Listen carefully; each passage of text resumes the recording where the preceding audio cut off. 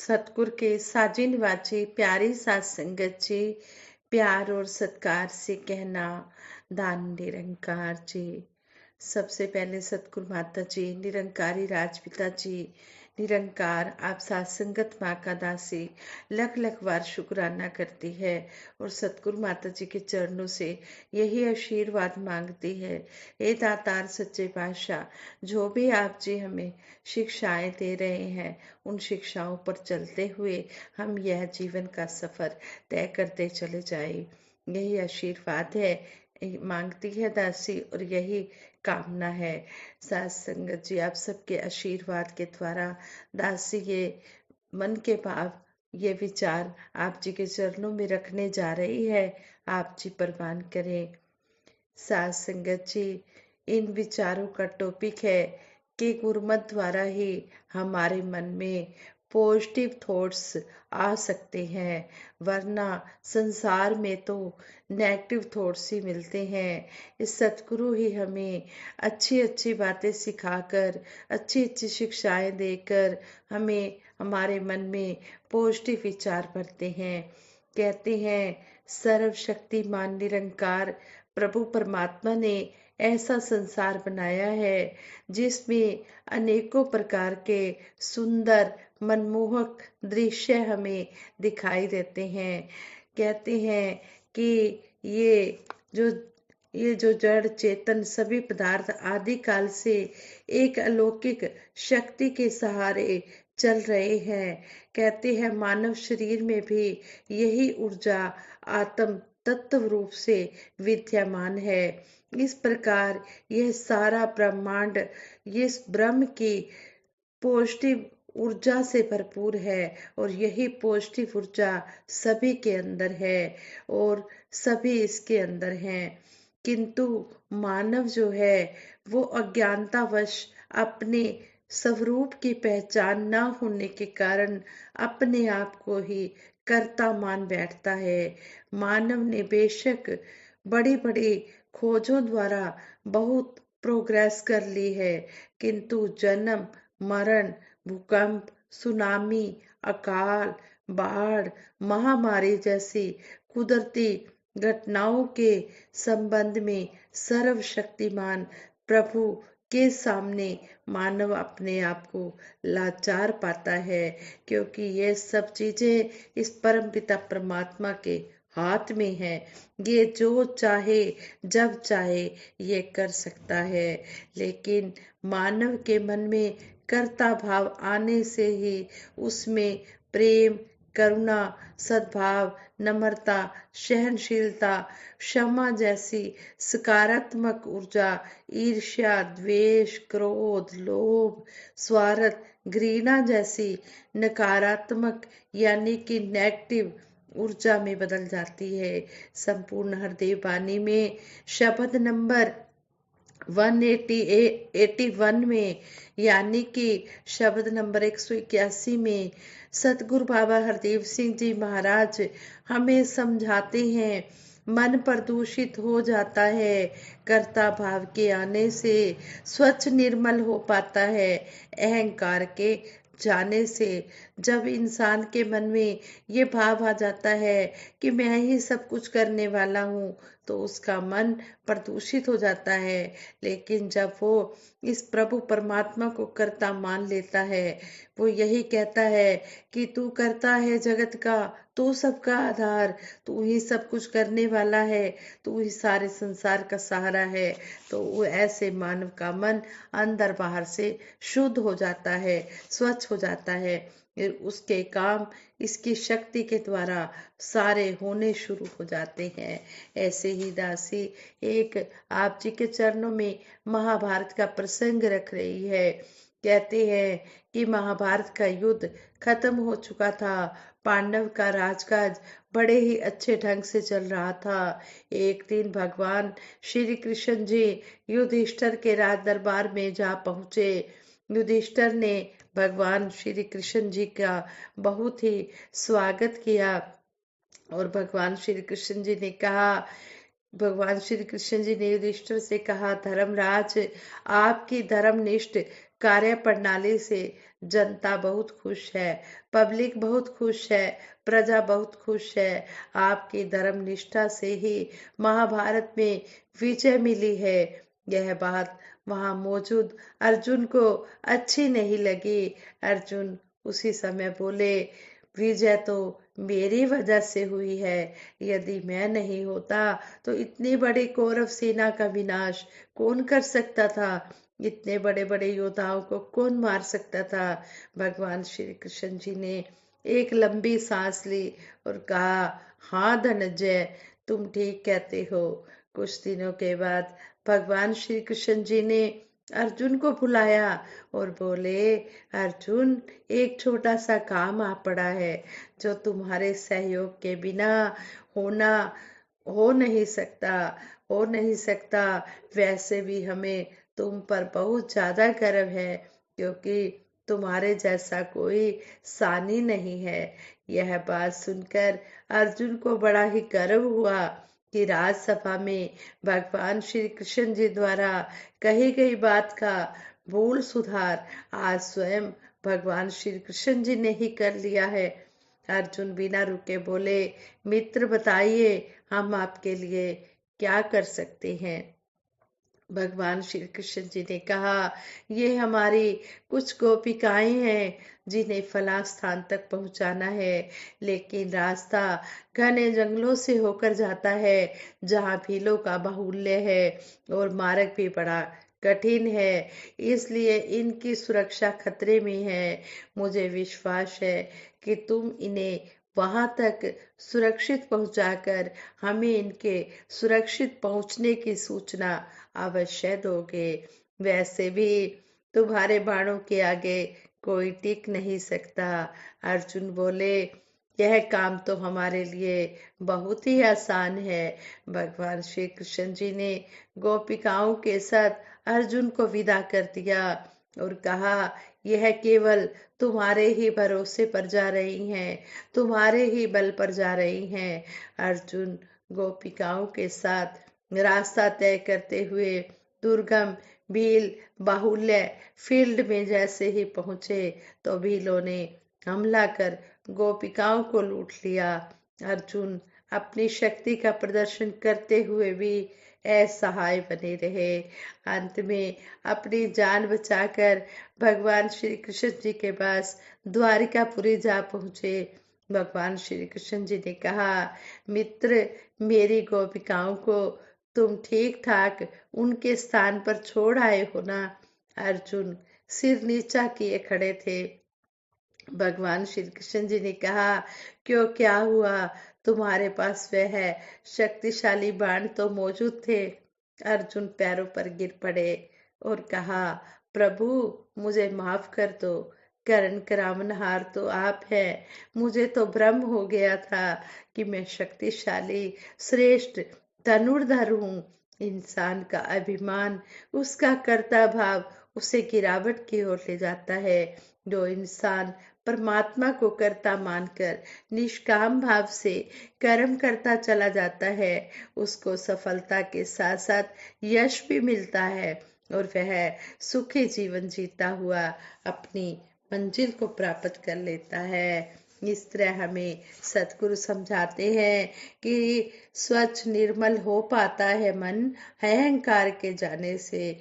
जब मन से अहंकार चला जाता है तो यह मन शुद्ध हो जाता है।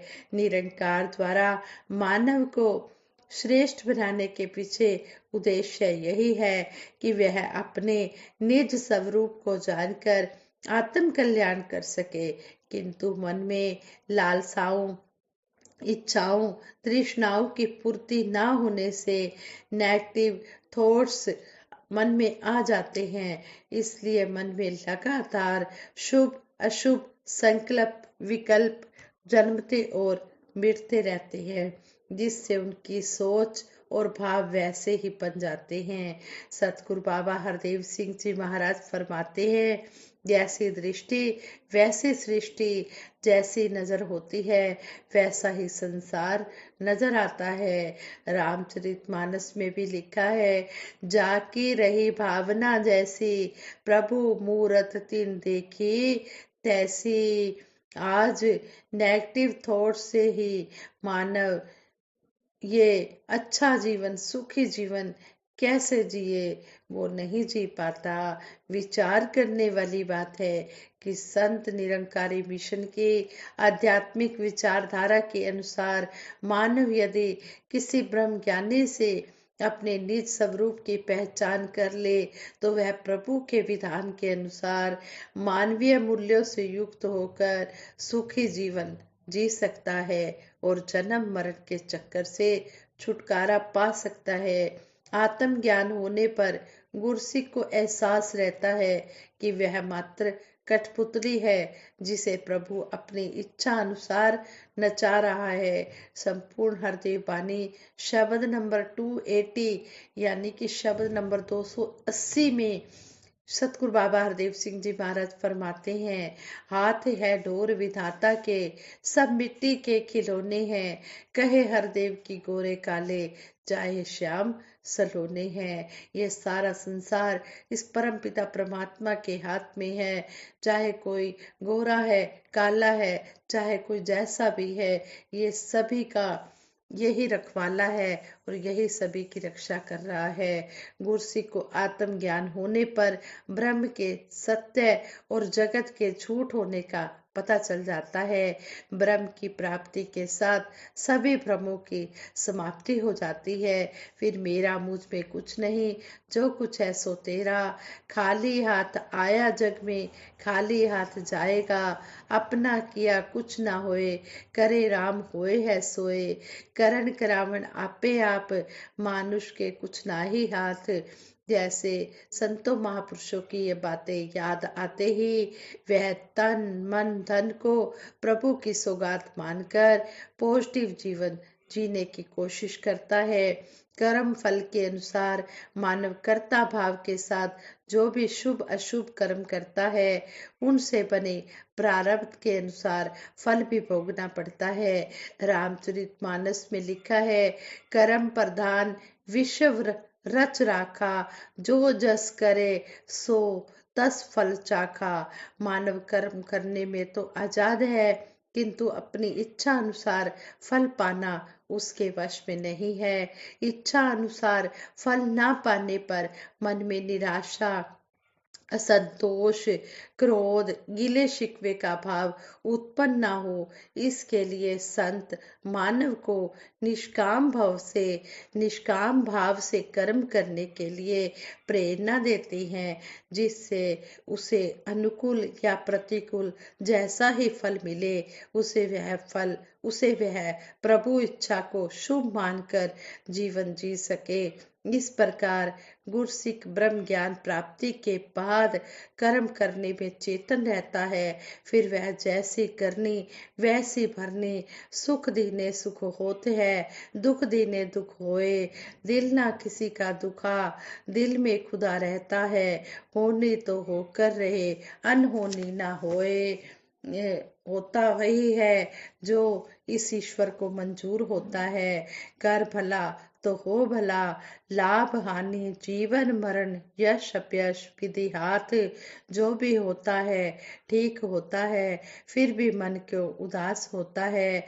जैसे संतों के वचनों को हम सुनकर समझकर शुक्राने के भाव के साथ सकारात्मक जीवन जी सकते हैं। संपूर्ण हरदेव बानी शब्द नंबर 81 में लिखा है, प्रभु जो करता अच्छा करता, संत सदा ये कहते हैं। इसीलिए तो संत हमेशा सबर सिदक में रहते हैं। सभी जानते हैं कि निरंकार के विधान के अनुसार दिन रात का होना, मौसम का आना जाना, जिस तरह सर्दी गर्मी बरसात बसंत ऋतु, ये सब ऋतुओं का आना जाना उत्पत्ति के बाद धीरे धीरे उन्नति की अवस्थाओं से गुजरकर विनाश को प्राप्त होना सभी कुछ समय पर घटित होता है और ये करने वाला ये निरंकार दातार है। किंतु मानव अपने आप को कर्ता मानने के कारण अपने द्वारा किए गए कर्मों का इच्छा अनुसार फल पाने को बेचैन रहता है, वह भूल जाता है कि न्यायकारी प्रभु ने अपने विधान के अनुसार उसके लिए सुखदायी फल की व्यवस्था पहले ही कर रखी है, जो उसे उचित समय पर अवश्य मिलेगा। इसलिए भगत समय से पूर्व भाग्य से ज्यादा किसी को नहीं मिलता है। सहज पके सो मीठा होए, सब्र का फल मीठा होता है। इस बात को हमेशा याद रखते हुए हर परिस्थिति में मन मस्तिष्क का बैलेंस बनाए रखता है और प्रभु के शुक्राने से युक्त भाव में जीवन जीता चला जाता है।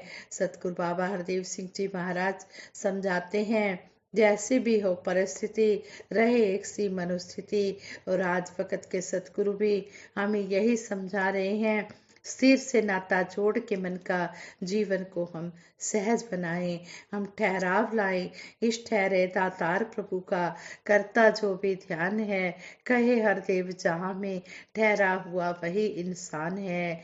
संपूर्ण हरदेव वाणी में भी सतगुरु बाबा हरदेव सिंह जी महाराज हमें समझा रहे हैं कि जो इस ठहरे दातार प्रभु का हर पल अपने मन में ध्यान लगा कर रखता है, वही इस जहां में ठहरा हुआ है। फिर सुख दुख लाभ हानि जन्म मरण सब से वो ऊपर उठकर जीवन जीता चला जाता है।